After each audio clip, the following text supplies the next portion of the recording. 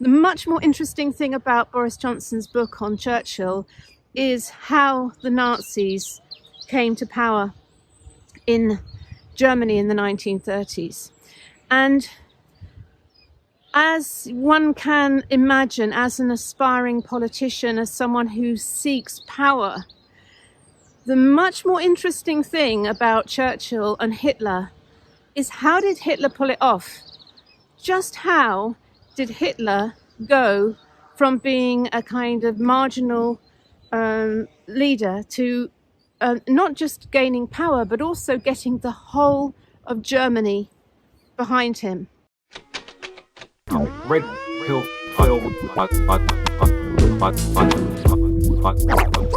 view some of my photos. Red pill Phil. Yes, everybody. Hope you're staying conscious. Hope you're still on it. You know, it's crazy. This seems to be hitting everybody. This seems to run through paradigms, the concerns, the validation to the implementations, the legitimacy on the human psyche, how it's changing and how it's making everyone almost confront each other on their own conformity bias battle, really. This is permeating through all demographics, all paradigms, all IQ levels. It really is indiscriminate in the way that I think COVID has accelerated people's consciousness as to things not being quite right. This lady doesn't come across as an angry lady, a lady with an agenda, a lady that you could perceive as being racist.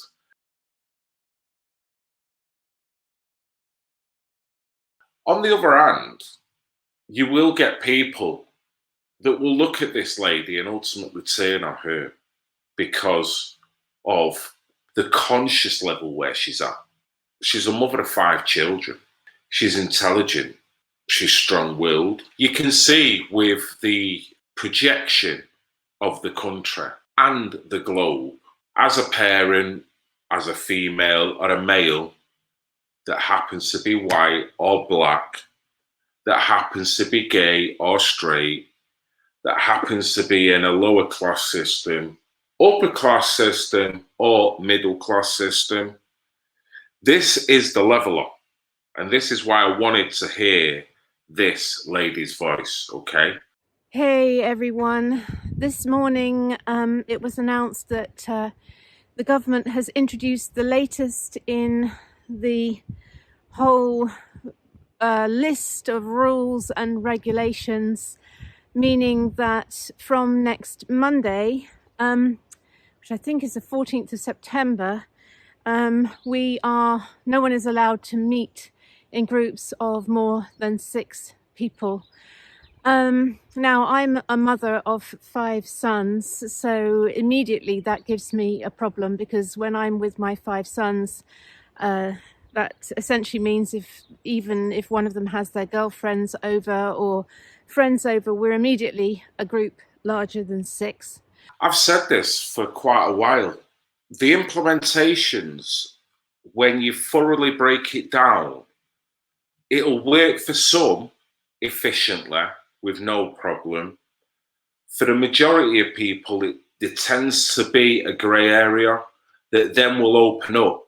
So with whatever the implementation that was brought out at that time, the grey area that it has presented has probably got more reasons to discount the guideline than actually roll it out. So you're finding a vast majority of people you run through each and every guideline. If they implement that in their life, they will then find that it will not just so much have an inconvenience, but it cannot physically work. It affects every family in a totally different way, dynamically. With most people with this Rolodex of guidelines, before too long, it works against and does not any longer make any any sense at all. Also, added to this, two of my sons have just gone back to school and are having to endure the most ridiculous rules and regulations around what they can and can't do, around mask wearing, having to go to their school and wear their PE kit for the whole day if they have PE, because they're not allowed to use the changing rooms. I mean, the list goes on and on. On a health situation there, is that hygienic?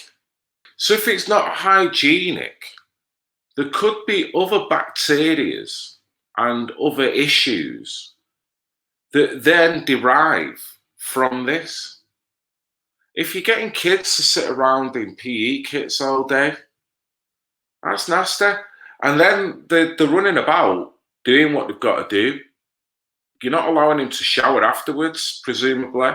That's going to create all types of stuff I don't want to go into, and I don't think anyone else wants me to either, but is that going to curtail pupils getting COVID on a serious level? On a serious level. I can't see that it would. So this is where I'm saying it's where they seem to think that they've got this in hand with this implementation. When you really truly break it down, even from a layman, I've not got 5 kids, I've got a couple. I've not got the different aspects of different sexes. I've got 2 girls. So there'll be so many different ways why this will roll into complications with the average different family. I also posted on Facebook recently a post of outrage at what had been done to an amazing small little local business here in the Peak District, a small tea rooms at Enza near Chatsworth, and have been absolutely vilified for speaking out against the craziness of these restrictions, which have put in place barriers and ropes and arrows and staff in masks barking at customers, saying you can't come in without wearing a mask. This new video posted on Facebook is from a Fort Worth 7-Eleven. You're not going to sell me this? A woman cussing at and arguing with the cashier who told her she needed to have on a mask. I'm not paying for a mask! The store told me they couldn't legally discuss what happened here. There. But it continues to happen. We don't have to do this.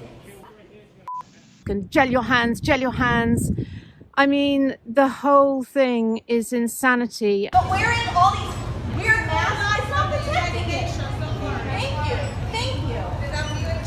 Thank you. That's what they want. They want somebody to play us. Thank you. World order.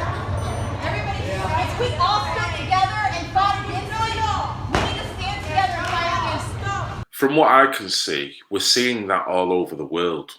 Uncannily, I was actually extracting different videos from news sources from America, probably a few parts of America, and Australia again. He's choking me. What the fuck? Come on. Oh, get off of me! Get off! Let go of his vest.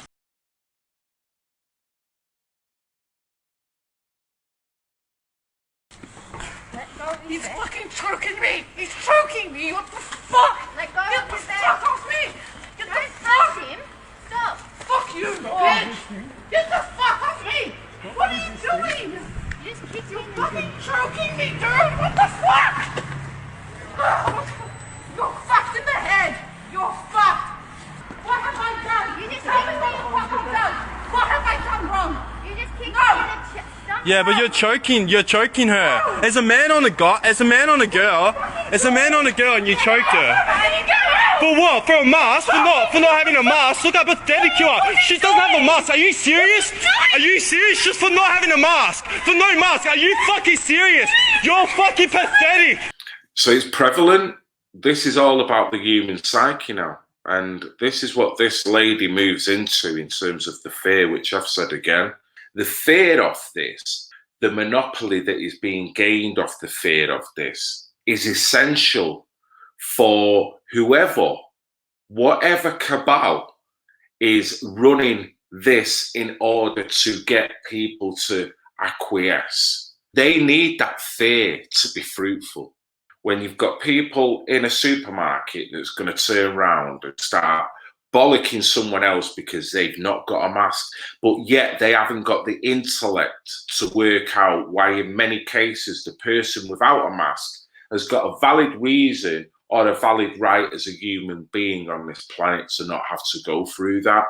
They react in such a way. You can see a group confronting a man wearing a black t-shirt. That man was not wearing a mask. One shopper even seen picking up store displays and walking towards him, shouting and upset over that man in the black tee seen with no facial covering on inside of the store. So it is enabling. Is it an agenda?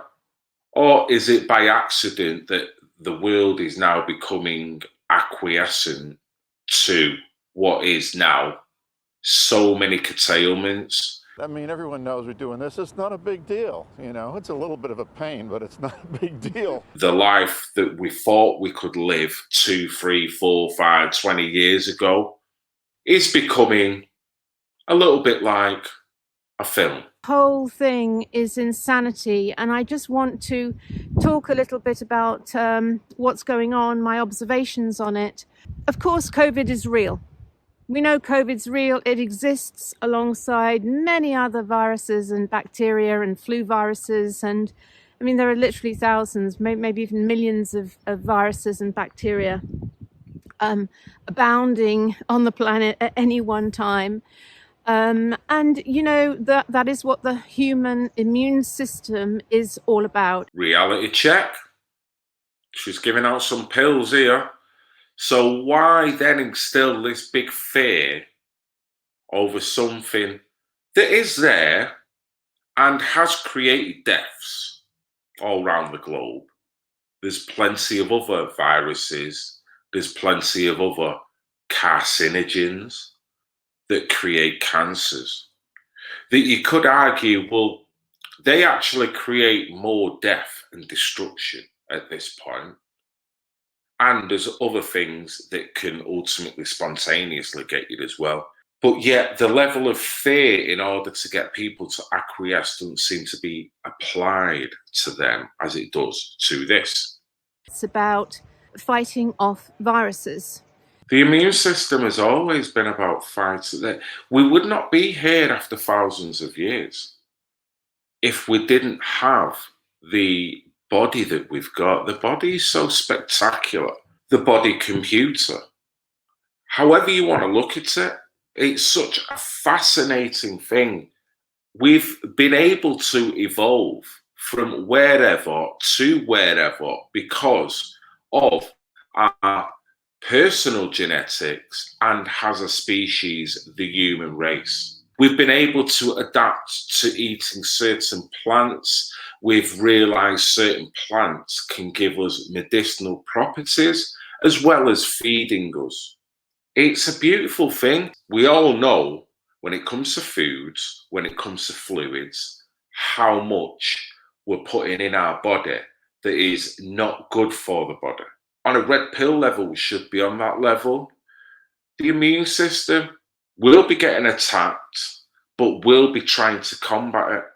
The interesting thing of recent times is, if you notice about the data reporting, when this all first started, all of the data was around deaths. Anyone who died, no matter what the cause of the death, was put down as a COVID death if they had COVID present. And now, if you notice, the data and the reporting has switched from deaths and it's switched into cases. But what we're not told about the cases, firstly, is how many people have been tested. And so therefore, what is the proportion between people being tested and the number of cases which are being revealed?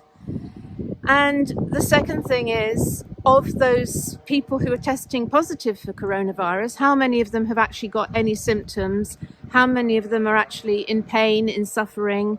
How many of them are in intensive care? And you'll know from the death statistics, they've dropped massively.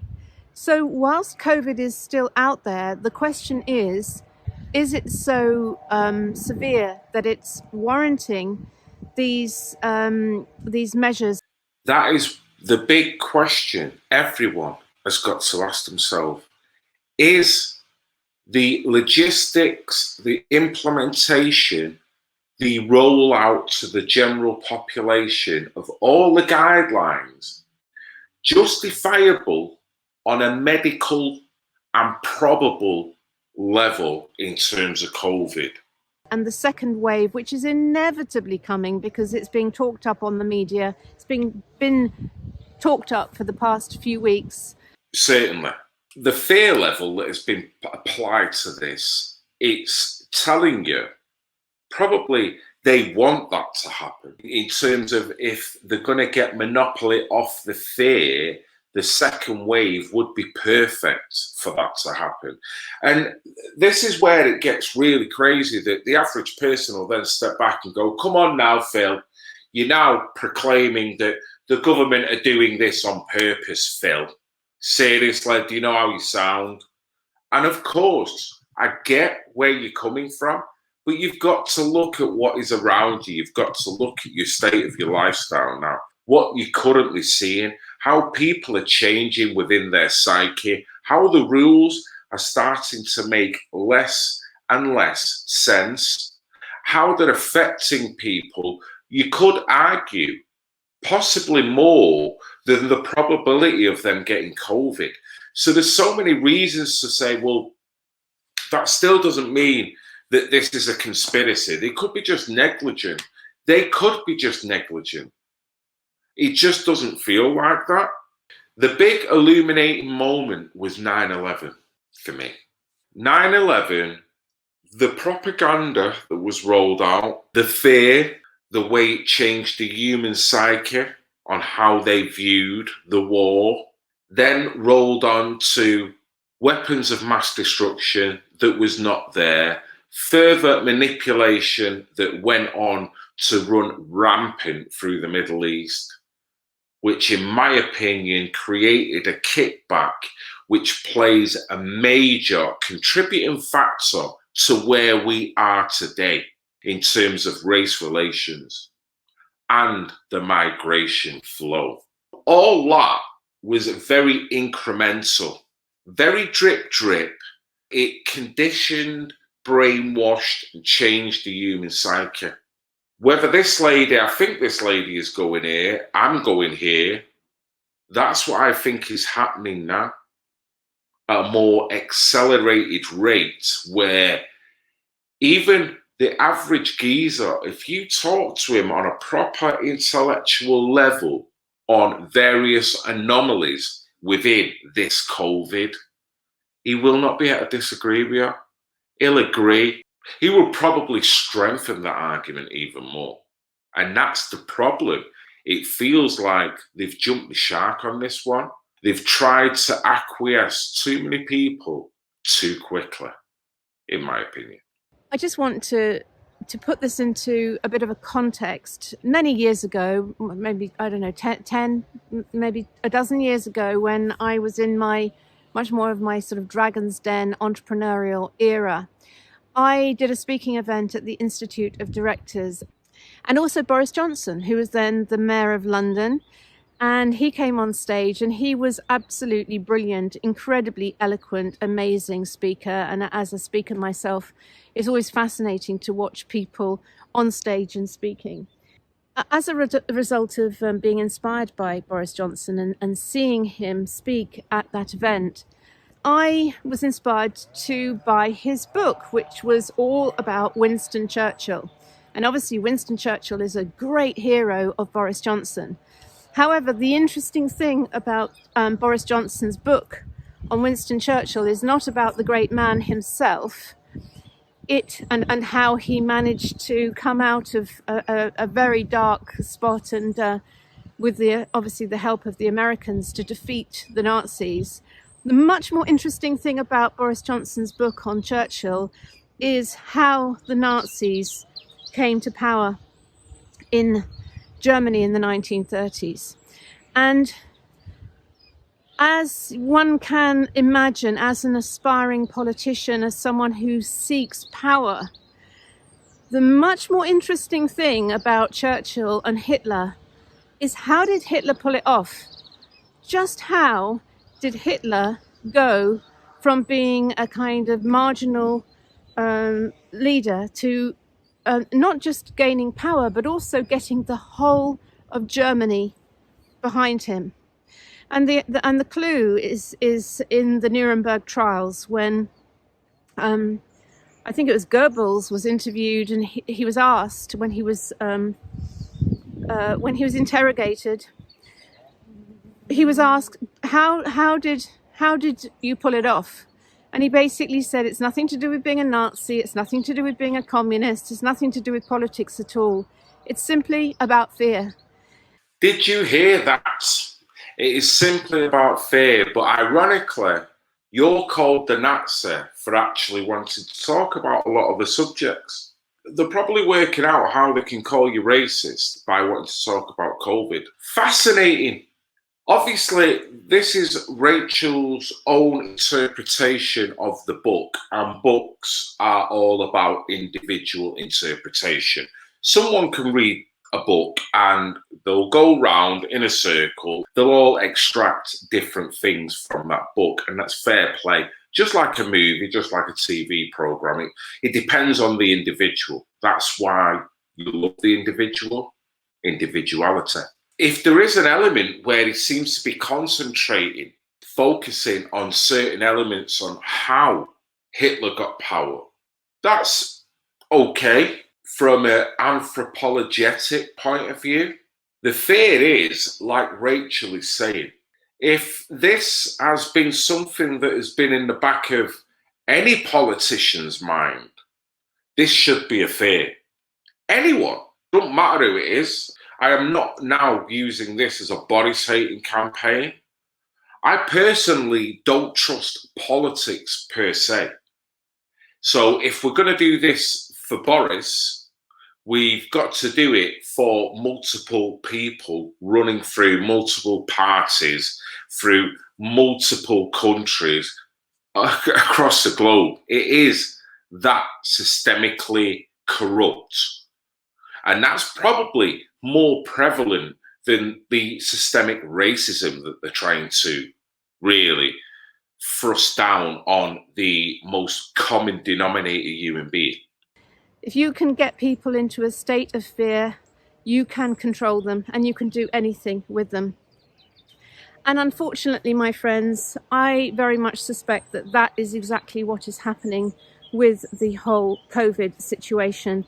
It is nothing but a front to create a huge amount of fear, to enable the government to introduce rules, legislation around mass compliance. And if you look at the story of how Hitler did it, it isn't in one fell swoop, it's a creeping thing. So you do a little thing and you get people used to that. And if it's a thing that people can, okay, I can live with that. Okay, I can live with wearing a mask maybe when I go into shops. Yeah, I can live with that. So you get people used to one stage of mass compliance, and then you introduce another stage of mass compliance. The same with 9/11. We all remember, through the theory of what you could regard as problem, reaction, solution, or at least the problem being that we had mass terrorism that was suddenly outbreaking through what was propagated as Al-Qaeda. Remember how you had to then, in order to go on holiday, have to basically strip down to your underpants and your socks in order to get through when you pose no risk at all. If this was presented falsely, it's been able to maneuver people to a certain position without them really realizing that they've been exploited to do that. And by the time they realize, it probably will be too late. Same again, 9/11 was a big, big eye-opener. And then maybe you do a lockdown and then you ease it off, and then you are the benevolent person who's eased up on the restrictions, but then you have to put them back in place again because the cases are rising. So it's very easy to see how what is going on at the moment is a creeping move towards mass compliant and command and control government. Which is happening on a global level, let's face it. I guess some countries are not as severe as others, and there will be reasons as to why that is. Why would anyone want to do that? What's that all about? Surely the government is voted in by us, and surely the government is there to serve the people and to protect the people. And of course, yes, some of the slogans about keeping people safe, keeping everyone safe. But if you think about the statement, keeping everyone safe, it's essentially the underlying message is life is frightening, life is fearful. There's this dangerous pandemic out there. You need to be terrified, but don't worry, we'll keep you safe. Totally agree. Semantically, you know what you're doing. You've only got to ask any governmental psychologist. I mean, why they're not speaking out, we understand why, because they're working towards a narrative, just like Eamon Holmes. But what you've got to understand is that these guys will all tell you, if you drum into the human psyche, there's an element of fear, then people will react in a more complicit way. Bearing in mind, these are the educated, these are the academic individuals that we've trusted with this power. Some of them have gone on to make multi-millions, billions being in that position. And we still do it. I'm not saying topple governments or anything like that. I'm not going that crazy. But you can see that there's been a corruption that has been able to keep power in certain hands, and the illusion of doing the right thing. And I do believe the curtain has been drawn. Wizard of Oz moment, if ever I've seen it, for the fucking world. So we have to really start recognizing just how much psyops is going on at the moment to keep people in a place of terror and to gradually introduce these ideas of mass compliance. Remember, if you're not with us, you're with the terrorists. Every nation in every region now has a decision to make. Either you are with us or you are with the terrorists. So back to the question of, well, what's that all about? Well, I'll tell you what it's all about. And the clue for me was in watching quite an early talk, which was done by Dominic Cummings, who's the mastermind of the psyops behind the referendum result and also behind Boris Johnson's election, the Conservatives' election at last December. He is a master of psyops. And in this talk, which was at a digital marketing conference, it was quite a marginal thing before he was high profile and famous. He said, and I'm going to paraphrase this, but you can probably, if it hasn't been taken down, you can probably find the video on YouTube. He said to the audience, I was sitting in the garden, drinking a glass of wine, and the phone rang. And it was a very rich person, and I won't name him. That's what he said. He was a very rich person who said, there's a chance we might be coming out of the EU. Do you want to be on the team that helps us pull this off?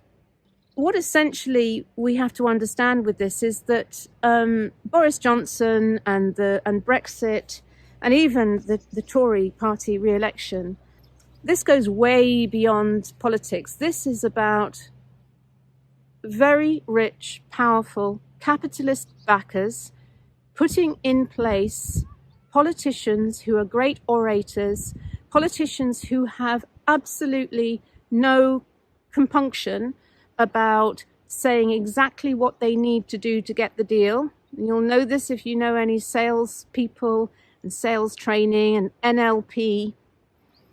Great salespeople. They just say whatever they need to do, whatever they need to say to get the deal.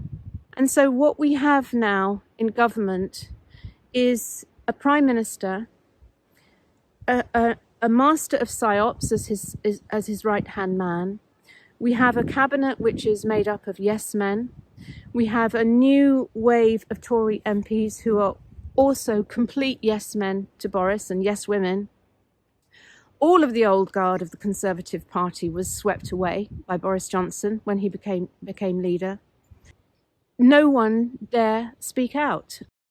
Either you're with us, either you love freedom and with nations which embrace freedom, or you're with the enemy. I haven't spoken out about this before, but I really felt very called to speak out about it, because it's only a matter of time, folks, before speaking out about it is going to be outlawed too. And I totally agree on that. The funny thing is, self-fulfilling prophecy plays a big part in this, is because of the lack of interpretation on the psyops that this lovely lady Rachel explains. People will interpret it in the way they want to interpret, and the way it manifests in their actions and their energy is going to be anger, or it's going to be terms of joining a certain side. Yeah, metaphorically speaking. When that happens, they can then start saying, oh, people are this way, people are that way. And through the problem, reaction, solution theory, they can then implement guidelines to curtail you. So when you're running round, when you want to talk about grooming gangs, that seems to be very prevalent, going slightly off here, but that's what you want to talk about. But you want to do it in the most considerate and respectful way, not castigating all Muslims. Unfortunately, because you've got people that run around and saying Allah was a pedo and start displaying themselves in the most abhorrent way in order to do what they feel is combat this. That castigates you as much as it does them. It breaks you down incrementally, bit by bit. You understand there's been an element of self-fulfilling prophecy because of the lack of understanding to a degree as an individual like us all that are trying to understand this and try and psychologically not only get on level with this, but try to get above it in order to curtail it. Very low energy actions then can implement actions that can work against anyone per se.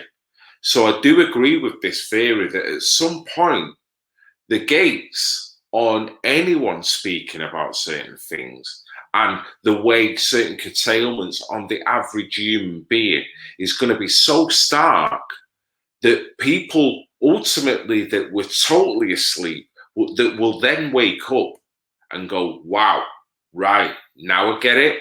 But when they get it, it's going to be too late because the gate is now firmly shut. And don't forget all the inner fighting that will happen with people along the way. In the interests of the public, in the interests of the people, in the interests of the government, in the interests of keeping you safe, people who speak out about what's going on are going to be silenced in your interests. So it's very important, I believe, for everyone with the conscious awareness to see beyond the lies, to see beyond the smoke screen, beyond the illusion, to start pattern interrupting, speaking out and saying no, and throwing a spanner in the program, throwing a spanner in the works of this machine, which is, I mean, this is a pandemic. This is a machine that is planned, and there are stages, and it is like a steamroller just pushing through. An agenda that, whether it's working to their schedule or not, there seems to be something. There seems to be an element where people can smell it. That's all we have to get back to again. This is not getting conspiratorial now. It depends how deep you want to go with this, I guess. What is the ultimate agenda?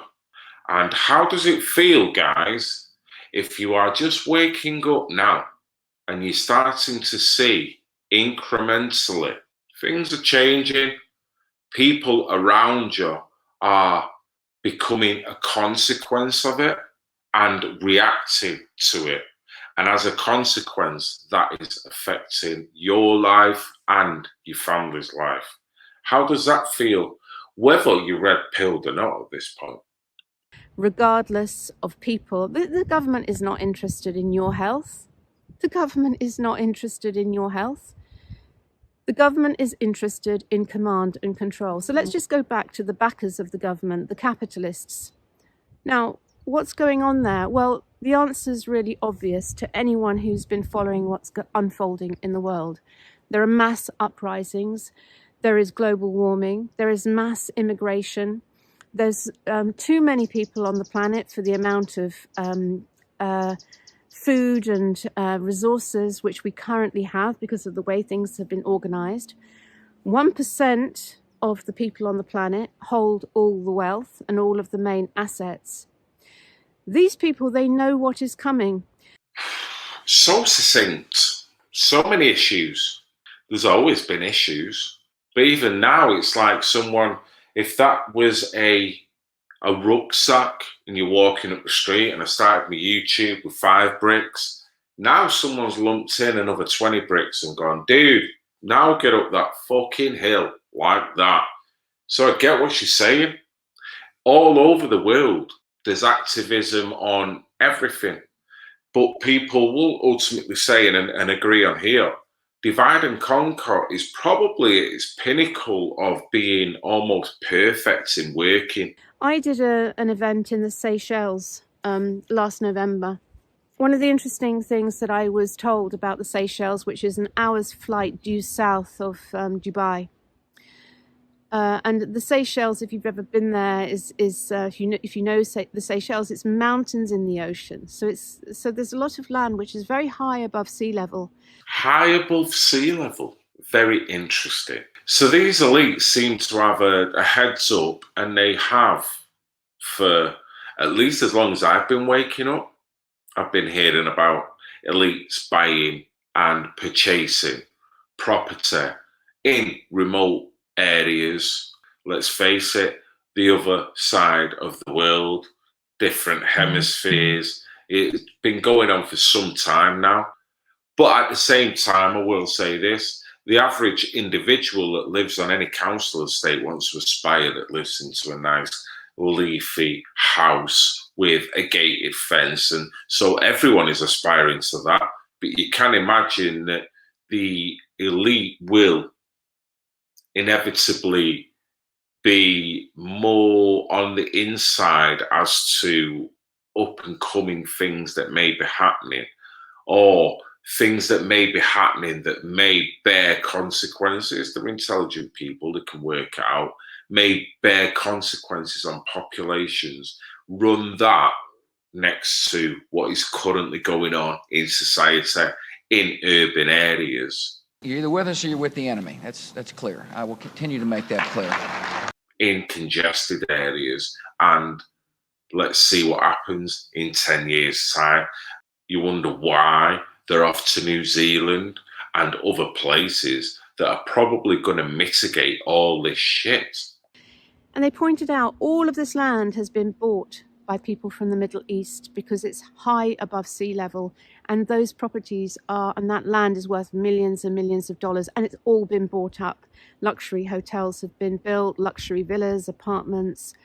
So all of the people in the Middle East, where the temperatures are regularly 40 degrees, 50 degrees, is rapidly becoming uninhabitable.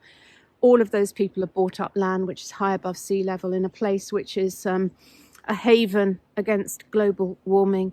And if you know anything about the property market, lots of properties out in the country away from the big cities are being snapped up by people who want to have their bolt hole, which is safe. You shouldn't say this because it's not really fair. Rats jumping a sinking ship. And I'm not suggesting that everyone who buys a property now is thinking, I need to get out of all this, is suddenly turned into a rat. We're talking about the elite of the elite that are then enabling the money that they have been able to extrapolate from people, sometimes fairly under the capitalist system, sometimes unfairly with the corrupt capitalist system, has then used that money to then buy themselves a golden ticket out of this shit. And, you know, you can see that the disparaging levels with the bottom class of society, the lower class of society, that they haven't got that facility. They're going to have to stick with it. They're having to deal with things socialistically, full frontal, on a council estate in their area. They haven't got that facility to fly to the Seychelles where it's a mountain in the sea. But I get what this lady's saying. She's so on it. Beautiful.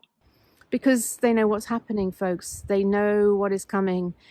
And the 1% that own 90% of the world's wealth, given that they know what is coming, they are putting in place all of the governments worldwide, all of the procedures, all of the mass compliance, and everything that is required so that they can have command and control of the people. Has that not always been the plan? That's what lobbyists do in order to monopolise. Is it not fair to say that the oligarchical system will create oligarchs that will want to monopolise? So is it unforeseeable to think that these oligarchs, or some of them, are bodacious enough to try and monopolise on the globe? So COVID is just a cover for this. It's the first stage in the in the rollout. And of course, no one knows exactly what the master plan is, but we can all have a good guess. And here's mine for what it's worth. So we have COVID, we have mass fear, we have mass compliance around masks. We're already been built up to everyone has to have a flu vaccination. They're going to put mist up the nose of all the school children. I've said to my sons, do not accept any mist up your nose flu vaccinations. This is all a segue to get us to say yes when the amazing coronavirus vaccines, which everyone is frantically working on, which by the way were patented by Bill Gates and co. Some time ago, all of the patents over coronavirus and the testing and all of the rest of it, if you watch Plandemic. So they're going to roll out mass vaccinations. And what's going to be in those mass vaccinations? Because all of this mass compliance, and as people start to realize what's going on and there are increasing protests and uprisings, how are they going to police it? How are they going to recruit the tens and tens and tens, hundreds of thousands of police officers that are going to have to be required to implement all of the rules and regulations and regimes? And that's why they've had to rush this. I think they've had to accelerate the plan. That's my hunch on it. They've had to press the button before they were quite ready. And what that means is there is a window of opportunity before that window of opportunity closes. And that window of opportunity is to pattern interrupt this machine, this juggernaut of this mass command control compliance machine, which has capitalists behind it. Capitalists behind it. He certainly has. You don't have to make too many guesses to realize who must be on the master plan. The mastermind group behind this has to be Bill Gates, has to be Fauci, has to be Zuckerberg, and the people behind Google, YouTube. I mean, look to the people who are censoring content. Will this video even be seen by you? Who knows? And those of us who are speaking out about it, we're taking a big risk, because what was the next thing to happen in 1930s Germany? Well, the resistance was outlawed. Look at what happened in Nazi Germany. It wasn't the police that necessarily discovered, or the Gestapo that necessarily discovered the resistance. It was people telling on other people and saying, I think my neighbour's got someone hiding in their attic. So true. And you can feel that is really going on today, innit? How people are turning, because everyone on an individual level is having their perceptions changed and their psyche tweaked. So inevitably, and the anxiety levels are fucking off the chart with most people anyway. So it don't take a lot for this to happen. People then to start turning on each other. People then to start arguing in the middle of supermarkets, even fighting in the middle of supermarkets. The human psyche's been tweaked with. So I can't say that the people that then go out and want to physically harm or brandish a gun. And this is in Royal Palm Beach, tempers flaring when one man not wearing a mask pulls a gun. According to the Palm Beach County Sheriff's Office, the man with a gun shouted that he would kill the other customer. In a supermarket over this are to blame. I can't say that at all. Because on a conscious level, they know exactly what they're doing. They've gone down a slippery slope. The bottom line is how it has got to that point, how they've been manipulated to get to that point. That is the cruel, wicked, fiendish thing of all this for me. This is the kind of divide and conquer society which is being created. It started last year with Brexit Remain. It was like a civil war, if you remember. And now we've got another little civil war going on. Either you're a COVID believer and you've swallowed the government guidelines hook, line and sinker, or you're one of the people questioning who's being labelled a conspiracy theorist. Yep.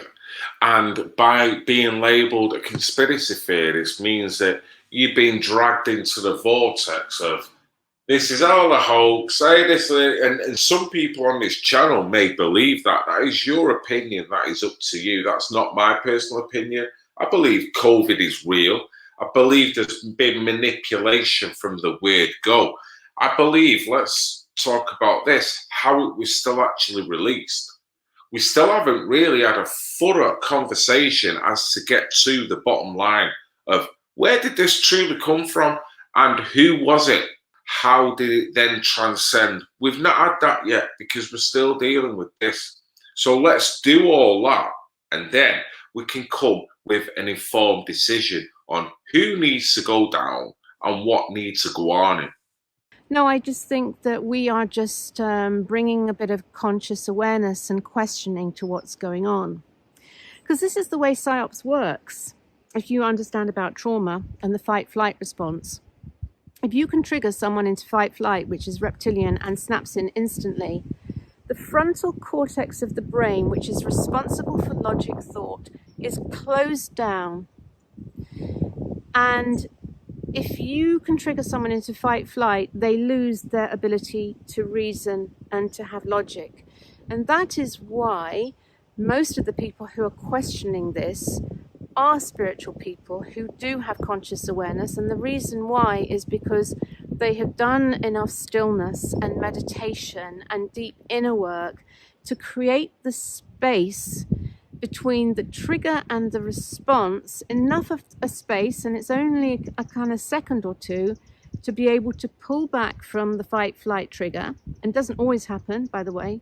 Well, not everyone meditates who's waking up. I don't. I've considered it many times, but at the same time, I totally appreciate that it is a real thing and it is beneficial for everyone to do. However, I do consider myself semi-spiritual. I do consider that, and I do have the edicts of someone who is spiritual trying to live my life like that. Fucking love everyone. That's the bottom line. That's halfway to being the spiritual being that she's professing there. Ultimately, I don't even think spirituality, that is the basic argument. It's light versus dark, but I think there's a lot of people in this argument that are not remotely spiritual, that are just doing it. Now, she referred to talking about this.